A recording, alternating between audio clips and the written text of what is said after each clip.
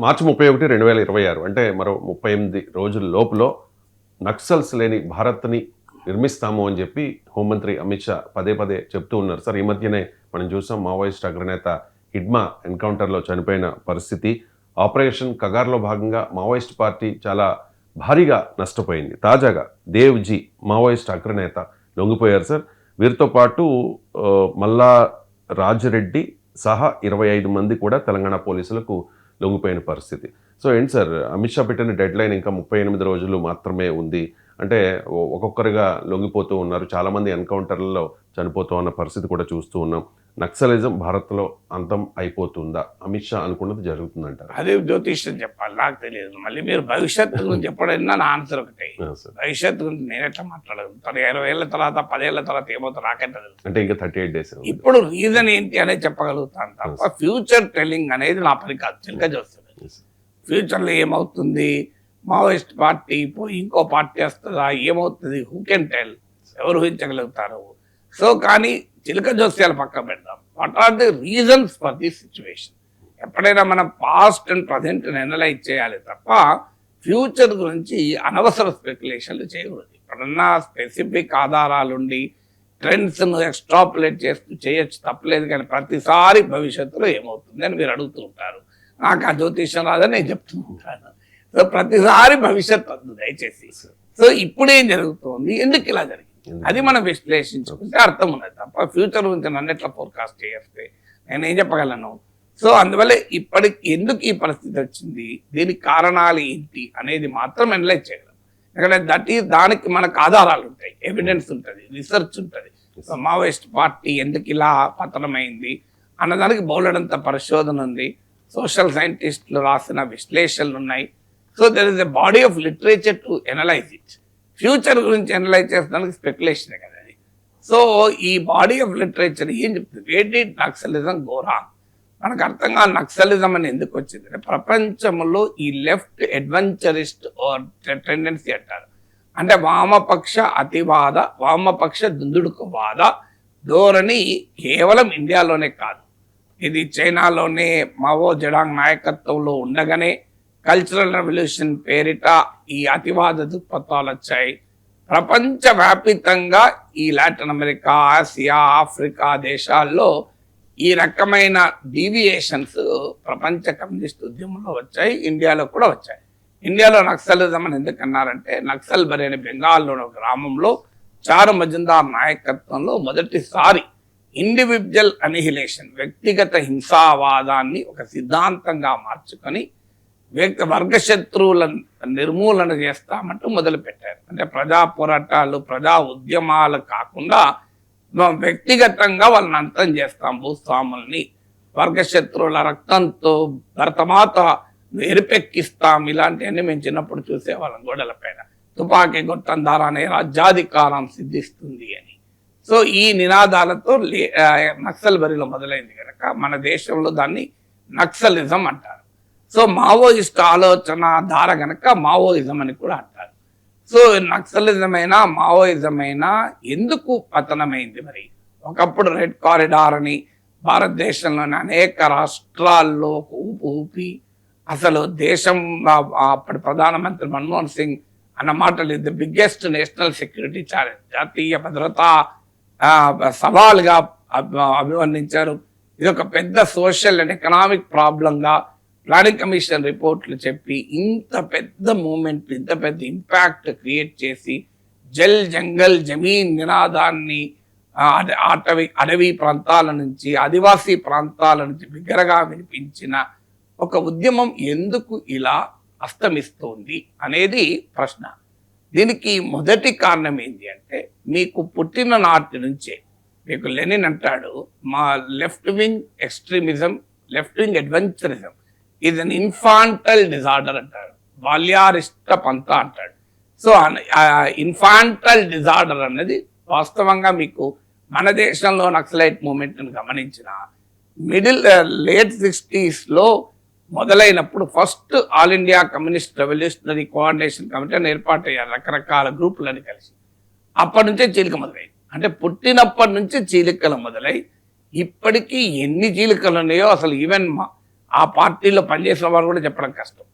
Permutations and combinations అవుతూనే ఒక్క group కాదు, కాను సన్యాల్, చారు మజుందార్, నాగభూషణ్ పట్నాయక్, చంద్రపుల్లారెడ్డి, దేవులపల్లి వెంకటేశ్వరరావు, తర్మల్ నాగిరెడ్డి, మీకు ఇట్లా పైలా వాసుదేవరావు, ఒక్కొక్కరు వేణు గ్రూప్ అని, సో ఇలా ఎస్ఎన్ సింగ్ గ్రూప్ అని, ఇట్లా ఒక్క గ్రూప్ కాదు అసలు. కొండపల్లి సీతారామయ్య గ్రూప్, తర్వాత ఆయన్నే ఎక్స్పెల్ చేయడము. సో ఇట్లా ఒక 100 గ్రూపులు అయ్యాయి, 100ల పైన. సో నోబడీ నోస్ ఈ గ్రూపులన్నీ మరి ఆఖరి మళ్ళీ ఇంకా సెల్ఫ్ డిస్రప్టివ్ డిసింటిగ్రేషన్ అంటారే, ఒక రేడియో యాక్టివ్ మెటీరియల్ ఎలా తనకు తాను విడిపోతుంటుందో, నక్సలైట్ ఉద్యమాలు మొదటి బలహీనత ఏంటంటే ఒక కామన్ ఐడియాలజీ పైన, కామన్ స్ట్రాటజీ పైన, కామన్ మార్గం పైన ఎగ్రీ కాకుండా వ్యక్తులను ఆధారంగా సిద్ధాంతీకరణ చేస్తూ రకరకాల రూపాల్లో, సో ఏంటి భారత class character of Indian state ఏంది, ఇలా రకరకాల సైద్ధాంతిక చర్చల్లో ఉంటూ ప్రాక్టికల్ రియాలిటీకి వచ్చే వరకు అనేక చీలికలు పేలికలయ్యారు. ఇది రూలింగ్ క్లాస్ ఏమో సంఘటితంగా ఫైట్ చేస్తుంటే, విప్లవకారులు మాత్రం ముక్క చెక్కలై నిరంతరం చీలికలతో, నిరంతరం పేలికలతో దెబ్బతిన్నారు. ఇది మొదటిది. రెండవది ఏంటంటే మాస్ వర్క్. మీకు ప్రజా సంఘం, ట్రేడ్ యూనియన్లను విమర్శించారు, ప్రజా సంఘాలను ఒక దశలో అవి రివిజనిస్ట్ పంత అన్నారు, ట్రేడ్ యూనియన్ అంటే ఎకానమిజం అన్నారు. అంటే ప్రజల్ని సంఘటితం చేసి విస్తృత ప్రజా ఉద్యమాల ప్రాతిపదికగా కాకుండా గెరిల్లా పోరాటాల ద్వారా, సాయుధ తిరుగుబాట్ల ద్వారా మేము పెరుగుతామని మొదలుపెట్టారు. ఇది రెండవది. మూడవది, ప్రభుత్వాల పాలక వర్గాల శక్తి సామర్థ్యాలను అంచనా వేయడంలో ఘోరంగా విఫలమయ్యారు. సో మీకు ఇవాళ ప్రభుత్వాలకు, రాజ్యానికి, పాలక వర్గాలకు ఉన్నటువంటి శక్తి ఎంత, నీకున్న శక్తి ఎంత? ఎప్పుడు కూడా ఎనీ స్ట్రగుల్లో రెండు వర్గాల బలాబలాల మధ్య సమతుల్యత ఉందా తెలుసుకోవాలి. తెలుసుకోకుండా నువ్వు ఎత్తుగడలు వాడావనుకోండి ఏమవుతుంది, ఇలాంటి పరిస్థితి వస్తుంది. So unfortunately fail to assess and estimate the strength of the ruling class. భారతదేశంలో పాలక వర్గాలకు ఉన్న మిలిటరీ శక్తి ఎంత, సమాజంలో ప్రజల్లో వాళ్ళకున్న బలం ఎంత, ఈ అంచనా వేయడంలో ఘోరంగా విఫలమయ్యారు. మూడవది. నాలుగవది ఏంటంటే కాలక్రమేణా ఐడియాలజికల్ డైల్యూషన్ జరిగింది. సో మీకు ఎత్తుగడల్లో లోపాలు, అర్బన్ ఏరియాస్లో బలం కోల్పోయారు. ప్రజల ఆలోచన సరళిలో వస్తున్న మార్పులు, అంటే సామాజిక స్వభావంలో వచ్చిన మార్పులు, డెమోగ్రఫీలో వచ్చిన మార్పులు, సో క్లాసెస్ ఫార్మేషన్లో వచ్చిన మార్పులు, ఒకప్పట్లాగా దోపిడీ, అణచివేత, పాత రూపాలు లేవు, అనేక కొత్త రూపాల్లోకి మారడం, ఇలా డైనమిక్గా ఎవాల్వ్ అవుతున్న సొసైటీని అర్థం చేసుకోలేకపోయారు. దానివల్ల నెక్స్ట్ రాసిపోయారు. సో సొసైటీలో వచ్చిన మార్పులకు అనుగుణంగా, మారుతున్న పరిస్థితులకు అనుగుణంగా తమ ఉద్యమాన్ని అడాప్ట్ చేసుకోలేకపోయారు. సో ఒక తర్వాత నెక్స్ట్ ఐదవది ఏంటంటే ఐడియాలజికల్ డీవియేషన్స్. ఎక్కడికో వెళ్ళారు. మీకు ఒక దశలో మేము స్టూడెంట్గా ఉన్నప్పుడు చూసాం, ఇందిరాగాంధీ పైన హత్య జరిగితే దేశ ప్రజల మూడంతా ఇందిరాగాంధీ హత్యను ఖండిస్తూ కోట్లాది భారతీయులు భావోద్వేగాల్లో గురి అయినప్పుడు మావోయిస్టుల పోస్టర్లు చూసాం మేము. కలుస్తా బిన్రాన్ వాలే తదితరులకు జోహార్లు అని, ఇందిరా ఫాసిస్ట్ సైన్యంపై తిరగబడ్డ బిన్రాన్ తదితరులకు జోహార్లు అని.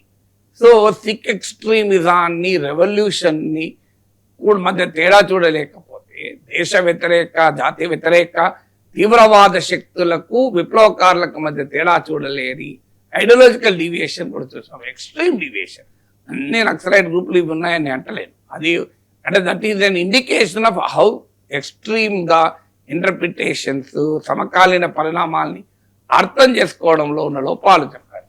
తర్వాత అలాగే ఒక ఫ్యాంటసీలో జీవించారు. అంటే నేను ఒకసారి ఒక సెమినార్లో మాట్లాడుతున్నప్పుడు, అదే సెమినార్లో తర్వాత ఎన్కౌంటర్లో చనిపోయాడు వీరన్న అని, ఆయన కూడా ఆర్ట్స్ కాలేజ్ సెమినార్లో మాట్లాడాడు.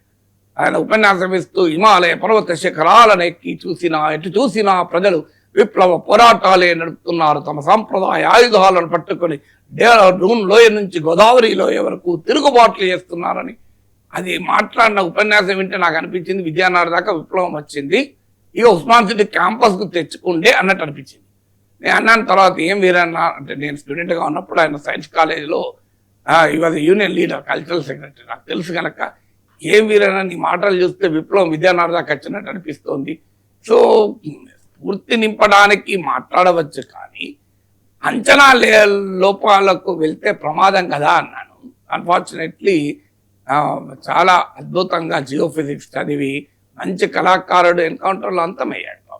ఇలా అనేక మంది వారు అనుసరించిన పంతాల లోపాలు, వ్యక్తిగతంగా చాలా మంచి నాలెడ్జ్ ఉన్నటువంటి వారు, జీవితంలో సర్వస్వము త్యాగం చేసిన వారు, ఏది ఆశించకుండా ఉద్యమంలో దూకిన వారు చాలా మంది, కొద్దిమంది దారి పెడదవ పట్టిన వాళ్ళు ఉపయోగించుకోవడానికి ఎంటర్ అయితే ఎంటర్ కావచ్చు, కానీ బల్క్ ఆఫ్ ద పీపుల్ మాత్రం చాలా కమిట్మెంట్తో దేశం ఇలాగే మారుతుంది, సమాజం ఇలాగే వస్తుంది, తమ త్యాగాలతో భవిష్యత్ తరాలు బాగుపడతాయని నమ్మి వెళ్ళిన వాళ్ళు, చాలా మంది నమ్మి జీవితాలు అర్పించిన వాళ్ళు.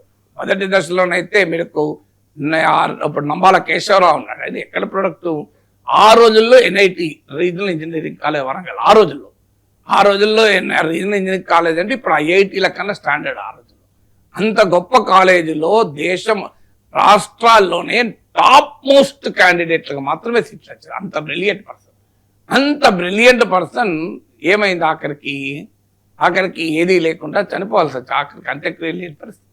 So some of them are very very brilliant people, మామూలు బ్రిలియంట్ కాదు, టాప్ ఇన్స్టిట్యూషన్లో చదివి మహామేధాశక్తి కలిగిన వాళ్ళు కూడా ఆ ఉద్యమంలో ఉరికారు. సో అలా అనేక రకాల త్యాగాలు చేశారు. వాళ్ళు ఏదో వాళ్ళ కొడుకు ఎమ్మెల్యే అవుతాడనో వీడు ఏమవుతారో తెలియదు కదా. ఇప్పుడు తేజేశ్వరరావు చౌదరి అని శ్రీకాకుళం సాయుధ రైతాంగ పోరాట నాయకుడు, అదే శ్రీకాకుళం సాయుధ రైతాంగ పోరాటం అసలు మామూలు పోరాటం కాదు, దానికి అగ్రనేత 14 ఏళ్ళు జైల్లో ఉండి తర్వాత నక్సలైట్ ఉద్యమం నుంచి బయటికి వచ్చి సిపిఐఎంలో చేరి సిపిఎం నాయకుడయ్యాడు. ఆయన కొడుకు పోలీస్ కానిస్టేబుల్, ఆయన ట్రాన్స్ఫర్ ఏదో ప్రాబ్లం వస్తే ఎమ్మెల్సీగా ఉన్నప్పుడు నా దగ్గరికి వచ్చింది, బాధేసింది. అసలు నా సాధారణ సర్పంచ్గా ఉన్నోడు ఎమ్మెల్యేలై ఎంపీలై 100 కోట్లు సంపాదించి పిల్లలకు 100 కోట్లు అప్పచెప్పి పెద్ద పెద్ద తరతరాలుగా పదవులు అనుభవిస్తూ మంత్రులుగా ఎమ్మెల్యేలుగా ఉంటే ఆదివాసీల కొరకు, శ్రీకాకుళం ఆదివాసీ బిడ్డల కొరకు జీవితాన్నంతా త్యాగం చేసి పోరాడాడు. ఆ పోరాటం పంతా తప్పని మేరకు భిన్నాభిప్రాయాలు ఉంటే ఉండవచ్చు, కానీ ఆయన వ్యక్తిగత త్యాగాన్ని అయితే ఎవరు కాదనలేరు కదా. అలాంటి వ్యక్తి కొడుకు ఏం చేస్తున్నాడు, ఒక సాధారణ కానిస్టేబుల్గా చేశాడు. అంటే ఇలా చాలా మంది చూడగలుగుతారు. అందువల్ల వాళ్ళ నిజాయితీని శంకించాల్సిన అవసరం లేదు. అందులో అత్యధిక మంది, కొద్దిమంది దారి తప్పిన వాళ్ళు ఉంటే ఉండవచ్చు, లేదని నేను అంటలేను. ప్రతి పార్టీలో ప్రతి మూమెంట్లో కూడా పెడదోరలు ఉంటాయి, కానీ ఐడియాలజికల్ డీవియేషన్ వల్ల, అంచనాల్లో లోపాల వల్ల, ఎత్తుగడల లోపాల వల్ల, సైద్ధాంతిక కన్ఫ్యూజన్ వల్ల నాకు దెబ్బతిన్నారు. వ్యక్తిగత నిజాయితీ సమస్య కాదని, అలాగే జంగల్ జమీన్ సమస్య నిజమైంది, అందులో అనుమానం లేదు. ఇప్పటికీ కూడా మీకు నీరు, భూమి, అడవి, వీటి చుట్టూ ప్రజల సమస్యలు నిజమైనవి, అందులో అనుమానం లేదు. ఆదివాసీ పోరాటాలకు రకరకాల రూపాల్లో జంగల్ జమీన్ కారణమైంది.